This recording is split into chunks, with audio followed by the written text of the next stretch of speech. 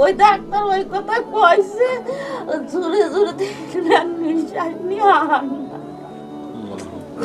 ওই চেয়ারের বাদ থেকে একদম নইলে নিজে পড়ে গেছে। তা থেকে 5-6 জনা তুললাম, তুলে নিয়ে টয়লেটে দিয়েছি। ওই একটা পাটি নিয়ে এসো, পাটি নিয়ে এসো। আমি পাটি কিনতে গেছি, আমার ছেলে একা একা ছিল। 2 নম্বর ওয়ার্ডে নিয়ে গেছে, আমি পাটি কিনে আইনি আর পাইনি। যখন পড়ে গেছে তখনই গেল। আল্লাহ, আসলে স্ট্রোকটা আসলে এমনই তো হয় আমাদের। বড় মেয়ে আছে। মাহমুদ ভাই, ছেলে মেয়ে কয়জন ছিল? ছেলে মেয়ে আবার 2টা মেয়ে, একটা ছেলে। 2টা মেয়ে, একটা ছেলে। এটা বড় মেয়ে? না, বড় মেয়ে ভিতরে আছে। আসো আম্মু, আসো। এসো কথা। আর এটা ছেলে? জি। ও, ছেলে কোথায় পড়ে? তোমার নাম কি বাবা? মোহাম্মদ ফাহিম হোসেন। ওরা সবাই জিকে স্কুলে পড়ে, জিকে তে। কিভাবে কি হলো হঠাৎ করে? বলো তো। হঠাৎ করে কি ওই যে রাতে ডিউটি করে, ওই নাইট করতে গেছে, ওখানে 3টের সময় শুয়েছে।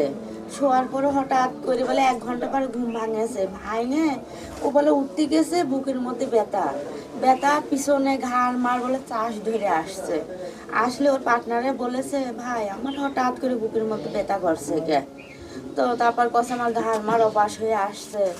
তো তারপর ভাই পার্টনার আবার কয়েছে, ভাই তাহলে বাসায় চলে যান ওই রাত্রেলা। তো কয়েছে, না ভাই আমার ডিউটি কি আমি যাবো না, আমি ডিউটি করছি না, আমি পরেই যাই, আমার মনে হয় গ্যাসের ব্যথা হয়েছে, আমি পরেই যাই।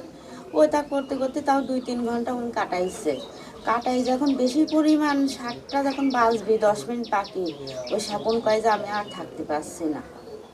তো ওখানকার লোকজন কয়েছে, আমি অটো ডাকতেছি, চলেন হসপিটালে নিয়ে যাই। ও কয় না, আমি যাবো না, আমি বাসায় যাব।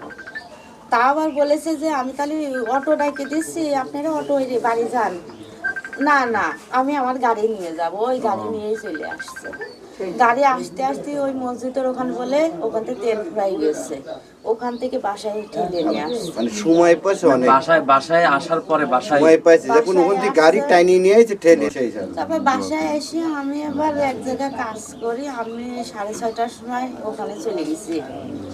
এসে আমার ছেলে ডাকেছে, আমার ছেলে বুক ডলে দিয়েছে, হাত পা মেসেজ করে দিয়েছে, তার তো কিছুই হচ্ছে না, ওর ব্যথা করিয়েই যাচ্ছে।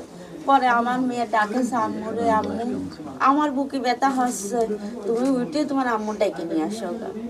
আমি মানে আধা ঘন্টাও হয়নি যে ওই বাসায় কাজ করতে করতে আমার মেয়ে দৌড়ে যা কছে, আম্মু গো আম্মু, আমাকে কি হয়েছে তোমার, কে বল রেখে আসলাম, কয়ে হলো আমার আব্বুর বুকে ব্যথা করছে।